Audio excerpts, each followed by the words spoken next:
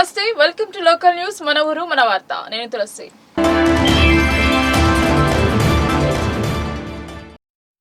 అతిపెద్ద ప్రజాస్వామ్య దేశంలో అవినీతి లేకుండా అభివృద్ధి పరుస్తున్నారు ప్రధాని మోదీ అని ఎంపీ అరవింద్ అన్నారు.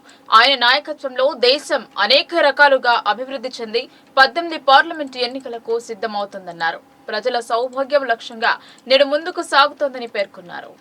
18వ లోక్సభ ఎన్నికలు జరగనున్నాయి. నిజామాబాద్ లోక్సభ పార్లమెంట్ బీజేపీ అభ్యర్థిగా ఖరారు అయిన అరవింద్ మాట్లాడుతూ అవినీతి మరకలేకుండా దేశాన్ని ముందుకు నడిపిస్తున్న వ్యక్తి ప్రధాని మోదీ అని కొనియాడారు.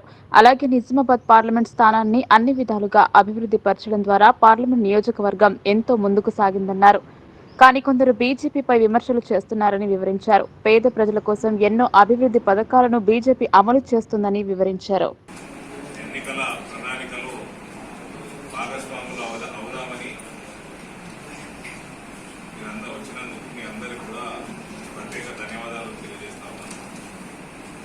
ప్రపంచంలోనే అతిపెద్ద ప్రజాస్వామ్యం 18వ లోక్సభ కోసం ఎన్నికలకి వెళ్ళబోతా ఉంది. నరేంద్ర మోదీ గారి నాయకత్వంలో భారతీయ జనతా పార్టీ మోడీ గారిని 3వసారి ప్రధానమంత్రిగా చేయడానికి ఎన్నికల ప్రణాళిక ఏ విధంగా ఉండాలన్నది భారతీయులందరి దగ్గర నుంచి సలహాలు సూచనలు చేసుకోవడానికి ఈ కార్యక్రమం పెట్టడం జరిగింది. అందులో భాగంగా అన్ని వర్గాల నుంచి ప్రత్యేకంగా మహిళలు పెద్ద సంఖ్యలో పాల్గొనడం, ఎంప్లాయీస్, యువత అందరూ కూడా ఈ కార్యక్రమంలో పాల్గొన్నందుకు సంతోషంగా ఉంది. భారతీయ జనతా పార్టీ అన్నది ఇవాళ ప్రపంచంలోనే అతి పెద్ద ప్రజాస్వామ్య బద్దంగా నడుస్తున్న పార్టీ. ప్రపంచానికే ఇవాళ నరేంద్ర మోడీ గారి నాయకత్వంలో ఒక దిక్సూచిగా నిలబడుతున్న పార్టీ. అవినీతి లేకుండా అభివృద్ధి ఏ రకంగా చేసుకోవచ్చో ఇంత పెద్ద డైవర్సిఫైడ్ డెమోక్రసీలో ఎట్లా సాధ్యమో నిరూపించిన పార్టీ. తప్పకుండా మీరందరూ ఇంత పెద్ద సంఖ్యలో మీరు ఇవాళ దయచేసి భారతదేశంలో ఎటువంటి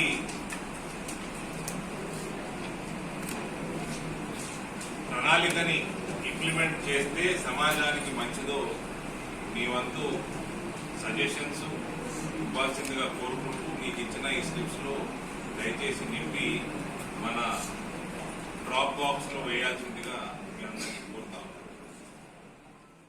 గుడ్ ఫ్రైడే రోజున సిలువ వేయబడిన యేసుక్రీస్తు తిరిగి పుట్టాడని క్రైస్తవులు భావించే రోజు ఈస్టర్ డే. 3 రోజుల అనంతరం సిలువ వేయబడిన ఆయన తిరిగి జనం కోసం జన్మించారని భావిస్తారు. నిజామాబాద్ జిల్లా వ్యాప్తంగా ఉన్న చర్చిలలో ప్రత్యేక ప్రార్థనలు చేశారు. జగంలోని మానవాళి పాపాలను భరించే సిలువకు వేలాడదీయబడిన రోజును గుడ్ ఫ్రైడేగా జరుపుకుంటారు. తమ కోసం ప్రభువు సిలువకు వేలాడదీయబడ్డారని ఆయన కోసం ఎంతో బాధతో ప్రార్థనలు జరుపుతారు. 3వ రోజు సిలువపై నుండి కనిపించకుండా పోయి తిరిగి ప్రజల కోసం మళ్లీ జన్మించాలని భావిస్తూ ఆదివారాన్ని కాస్త ఈస్టర్ డేగా జరుపుకుంటారు. సిఎస్ఐ చర్చ్ లో ప్రత్యేక ప్రార్థనలు జరిపారు. యేసును కొలుస్తూ ప్రార్థనలు చేశారు. విశ్వ మానవాళి కోసం ప్రభువు పుట్టి అందరి పుణ్యవంతులు చేశారని బైబిల్ చెబుతోందని అన్నారు. 3 రోజులుగా ప్రత్యేక ఆరాధనలు చేసిన వారు యేసు తిరిగి పుట్టారని తెలుసుకున్న వారు రెట్టింపోయిన ఉత్సాహంతో యేసును కొలుస్తూ ప్రార్థనలు చేశారు. ఆ విధంగానే నేటి సమస్త మానవులు ఇదిగా అనుభవిస్తున్నటువంటి శ్రమలు కావచ్చు, కన్నీరు కావచ్చు, దుఃఖం కావచ్చు, సమస్యలు కావచ్చు, ఎదుర్కోలేనటువంటి ప్రతి పరిస్థితి కావచ్చు, ఇదిగో వారిని అందిస్తున్నాయి అనేటటువంటి ఆలోచనలో ఆగిపోయినటువంటి వారి ఆలోచనలను ఇదిగో పునరుత్థాన అనుభవం ద్వారా విజయం సాధించగలిగినటువంటి దేవుడు మాతో ఉన్నాడు. మా సమస్యను, మా శోధనను, మా బలహీనతను, మా బాధలను, మా కన్నీళ్లను తుడవగలిగినటువంటి దేవుడు ఉన్నాడు అనేటటువంటి ఆదరణను, నిరీక్షణను దయచేసిన విధానం బట్టి మీకు వందనాలు చెల్లిస్తూ ప్రార్థిస్తూ ఉంటున్నాము. అందించబడినటువంటి వాక్యము మా అందరిలో ఫలభరితము చేసి దీవించుమని ప్రార్థిస్తూ ఉంటున్నాము. ప్రత్యేకముగా ఈ పండుగ దినమున నేను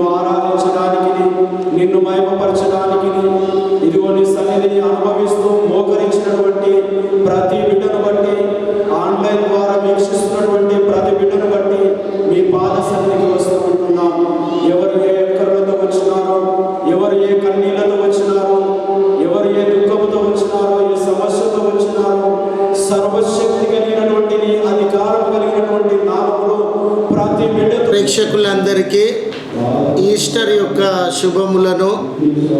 శుభాకాంక్షలను సిఎస్ఐ చర్చ్ కంటేశ్వర్ నిజామాబాద్ ఈ దేవాలయంలో ఉన్నటువంటి పాస్టర్లందరి పక్షమున, కమిటీ పెద్దలు, నాయకురాండ్ల పక్షమున తెలియజేస్తూ ఉన్నాను. ఈ దినాన ప్రపంచమంతా ఈస్టర్ పండుగను జరిగించుకొనుచు ఉన్నారు. ఈ స్థానిక కంటేశ్వర్ సిఎస్ఐ చర్చిలో కూడా భక్తులందరూ వచ్చుచున్నటువంటి వేళ వాళ్ళకి ఏ రకమైన ఇబ్బందులు కలగకుండా అన్ని రకాల సదుపాయములను ఏర్పరచడం జరిగింది. ఎండ విపరీతంగా ఉన్నటువంటి వేళ కొంత మెడికల్ సిబ్బందిని మేము ఏర్పరచడం జరిగింది. ఎండలో ఎవరికైనా ఇబ్బందులు తలెత్తితే వారికి వెంటనే ట్రీట్మెంటు మరి ప్రథమ చికిత్స అందించడానికి ఏర్పాట్లు చేస్తూ ఉన్నాం. ఉదయం 5 గంటలకే ప్రార్థనలు జరిగినవి. వేల కొలదిగా ప్రజలు హాజరై పూజలు జరిగించి తమ కుటుంబంలోనికి వెళ్ళినారు.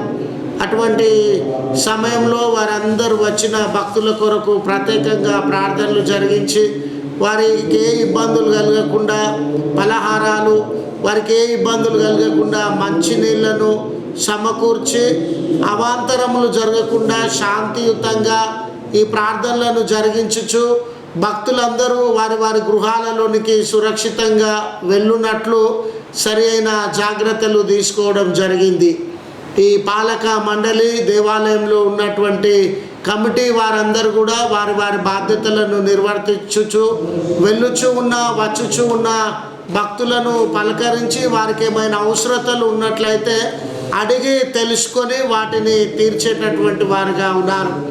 అయితే ఈస్టర్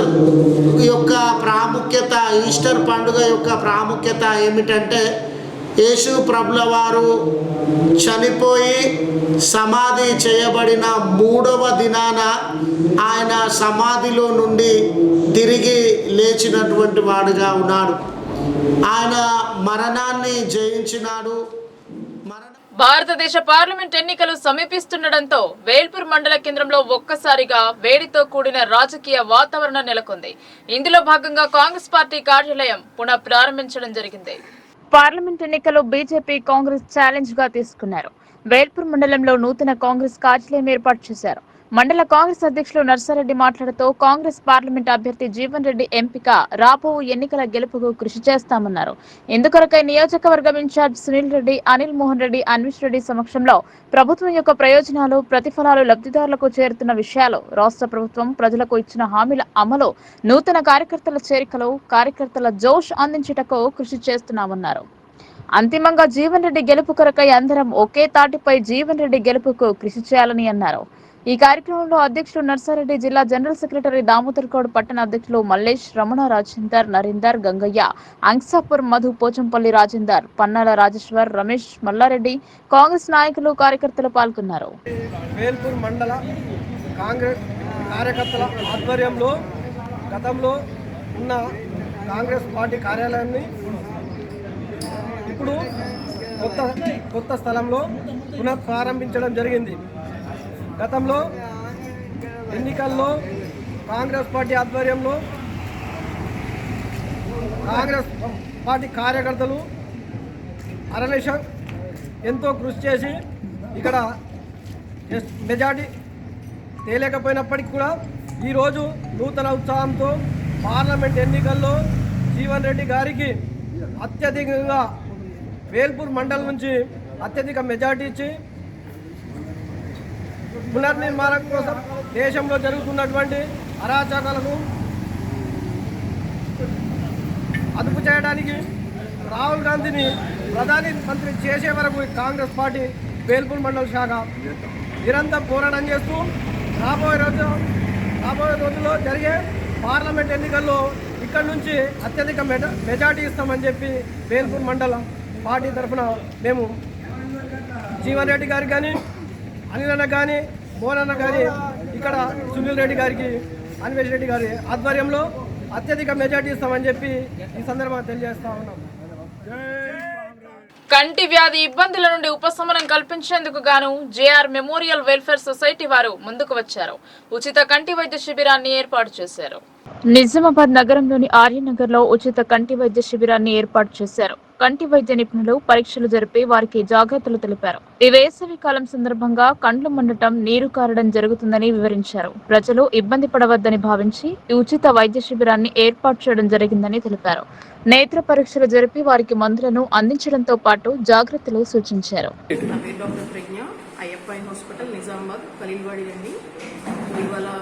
ఫస్ట్ ఆఫ్ ఆల్ నాకు ఈ అవకాశం ఇచ్చిన నరేష్ గారికి ధన్యవాదాలు తెలుపుతూ మనం ఆర్యనగర్ నిజామాబాద్లోని ఆర్యనగర్ కాలనీలో ఇవాళ కంటి శిబిరం ఏర్పాటు చేశామండి.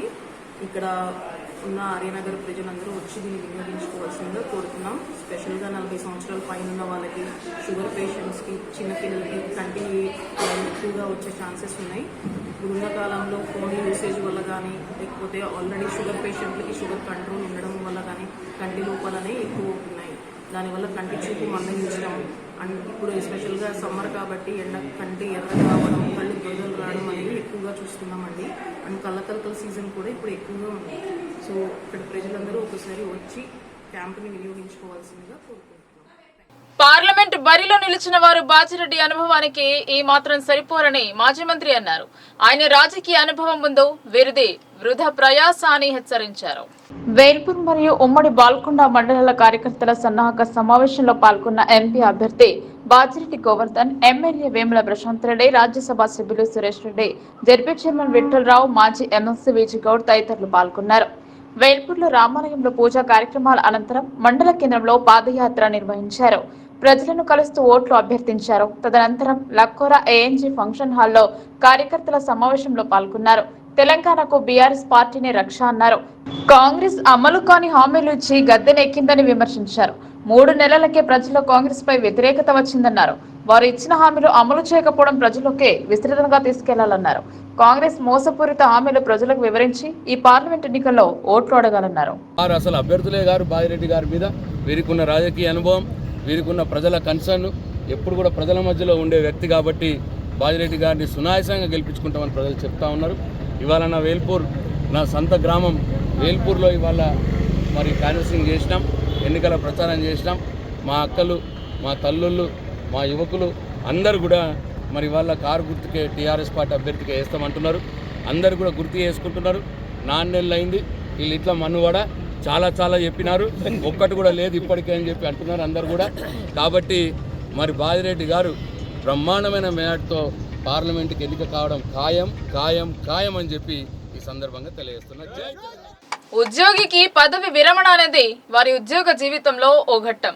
పద్మశాలి పాఠశాల ప్రధానోపాధ్యాయులుగా సేవలందించి పదవి విరమణ పొందిన రవికుమార్ ను పదవి విరమణ శుభాకాంక్షలు తెలిపారు.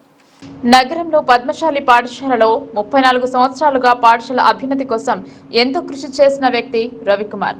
తెలుగు మీడియం నుండి ఇంగ్లీష్ మీడియం వరకు ఎత్తుకెళ్లిన వ్యక్తి రవికుమార్ అని ప్రశంసించారు. 34 ఏళ్ల తన ఉపాధ్యాయ వృత్తిలో ఎంతో మంది విద్యార్థులను ఉన్నత స్థాయికి తీసుకువెళ్లిన ఘనత రవికుమార్ అన్నారు. రవికుమార్ పదవి విరమణ రోజున పాత మిత్రులు, విద్యార్థులు ఘనంగా వీడ్కోలు పలికారు. ఆయన శేష జీవితం ఆయురారోగ్యాలతో గడపాలని ఆశించారు. విద్యార్థుల జీవితం కోసం చేసిన ఆయన కృషిని కొనియాడారు. సమస్యలు ఏవైతే ఉన్నాయో నా సహాయ సహకారాలు అందిస్తానని చెప్పేసి మనవి చేస్తున్నాను. అట్లాగే స్కూళ్ళు విడిపోతున్నందుకు ఎంతో బాధగా ఉన్న ఈ రిటైర్మెంట్ అనేది తప్పకుండా జీవితంలో ఉంటుంది. అందుకని ఎంత బాధ ఉన్నా దీన్ని తప్పకుండా మనం విడవాల్సిందే. మనకు సామెత ఉంది, విరుగుట కొరకే అని చెప్పేసి. మనం ఎంత ఎత్తులో ఉన్నా ఏం చేసినా ఒకరోజు తప్పకుండా మనము మన వృత్తిని విడవాల్సిందే. ముఖ్యంగా చెప్పాలంటే నాతోటి పని చేసినటువంటి ప్రధాన ఉపాధ్యాయులు రామసూర్య ప్రకాశ్రావు గారికి, శ్రీనివాసరావు గారికి, అలాగే శోభా మేడం గారికి, అలాగే మిగతా ఎవరైతే వచ్చారో నాకు అంతగా గుర్తుకు రావడం లేదు. ముఖ్యంగా అందరి ఉపాధ్యాయులకు మనస్ఫూర్తిగా కృతజ్ఞతలు జరుపుకుంటున్నాను. అట్లాగే పెద్ద ఎత్తున విచ్చేసి మా ప్రియతమైన విద్యార్థులందరికీ కూడా మరొకసారి నా కృతజ్ఞతలు తెలియజేస్తుంటాను. అట్లాగే వివిధ ప్రాంతాల నుండి నా కొరకు అంటే హైదరాబాద్ నుండి మా బంధువులే కానివ్వండి, తర్వాత ఇతర ప్రాంతాల నుండి విచ్చేసిన ప్రతి విద్యార్థికి ప్రతి బంధువులకు అందరికి కూడా నా మనసారా కృతజ్ఞతలు తెలుపుకుంటున్నాను. ముఖ్యంగా నా చేదోడు వాటుగల ఇంగ్లీష్ మీడియం విద్యార్థిని ఉపాధ్యాయులకు కూడా ముఖ్యంగా ప్రత్యేకమైన అభిమానాలు తెలుపుకుంటున్నాను. ఎందుకు ముఖ్యంగా ఆదివారం కూడా ఉండి తప్పకుండా నా సన్మాన కార్యక్రమానికి విచ్చేసినటువంటి ప్రతి విద్యార్థికి, ప్రతి ఉపాధ్యాయునికి, ప్రతి మంత్రుడికి, ప్రతి కమిటీ మెంబర్స్ కూడా అందరికి కూడా మరొక్కసారి కృతజ్ఞతలు తెలియజేస్తూ ఈ అవకాశం ఇచ్చినటువంటి పెద్దలకు మరొక్కసారి మనవి చేస్తూ నిన్నటి వరకు నిజామాబాద్ నగరం పూర్తిగా గులాబీమయంగా మారింది. కానీ అధికారం కోల్పోవడంతో పలు సంఘాల వారు బీఆర్ఎస్ కు గుడ్ బై చెప్పి కాంగ్రెస్ లో చేరారు. నిజామాబాద్ జిల్లాలో కాంగ్రెస్ పటిష్టమవుతుంది. ఇన్నాళ్ళు అవకాశం కోసం ఎదురు చూసిన వారు కాస్త కాంగ్రెస్ లో చేరుతున్నారు. నిజామాబాద్ రైస్ మిల్ అసోసియేషన్ అధ్యక్షులు దయానంద్ గుప్తా తన అనుచరులతో కలిసి నిజామాబాద్ పార్లమెంట్ కాంగ్రెస్ సభ్యుడు జీవన్ రెడ్డి, మాజీ మంత్రులు షబ్బీర్ అలీ, సుదర్శన్ రెడ్డి సమక్షంలో కాంగ్రెస్ లో చేరారు. పార్టీలో చేరిన వారికి కండువా కప్పి ఆహ్వానించారు. దీంతో ఒక్కసారిగా సభ వేదిక దద్దరిల్లిపోయింది.